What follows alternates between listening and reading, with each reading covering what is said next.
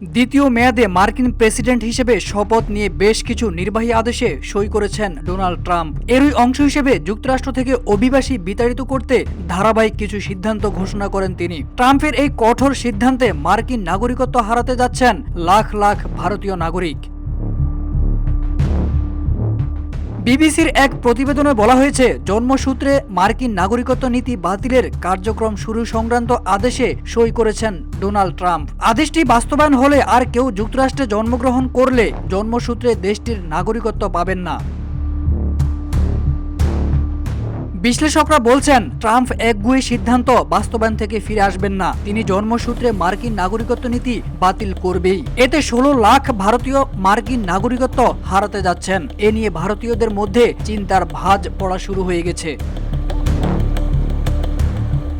মার্কিন প্রেসিডেন্টের দায়িত্ব গ্রহণের আগেই ট্রাম্প এই নীতি পরিবর্তনের ঘোষণা দিয়েছিলেন। গত বছর তিনি এই নীতিকে হাস্যকর বলেন। অথচ 150 বছরের পুরনো এই নীতি দেশটিতে সাংবিধানিক অধিকার হিসেবে স্বীকৃত।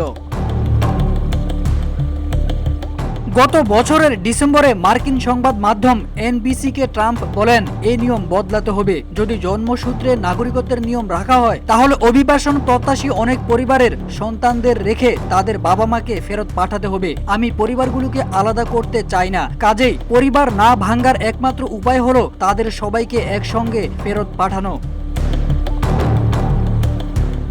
মার্কিন সংবিধানের 14তম সংশোধনী অনুযায়ী যুক্তরাষ্ট্রে জন্মগ্রহণকারী এবং নাগরিকত্বের শর্ত পূরণকারী সব ব্যক্তি দেশটির এবং যে অঙ্গরাজ্যে জন্মগ্রহণ করেছেন ওই রাজ্যের নাগরিক হবেন। ফলে শুধু নির্বাহী আদেশেই রাতারাতি এই নীতি পরিবর্তন হচ্ছে না, বরং নীতি বাতিলে কার্যক্রম শুরু হলো।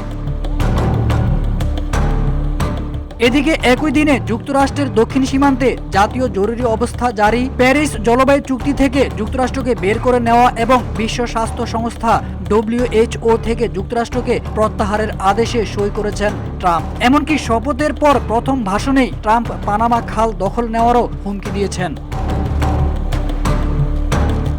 1890 সালের পর ট্রাম্পই প্রথম ব্যক্তি যিনি একটি নির্বাচনে পরাজয়ের পর আবারও প্রেসিডেন্ট হয়ে দ্বিতীয়বারের মতো শপথ গ্রহণ করেছেন।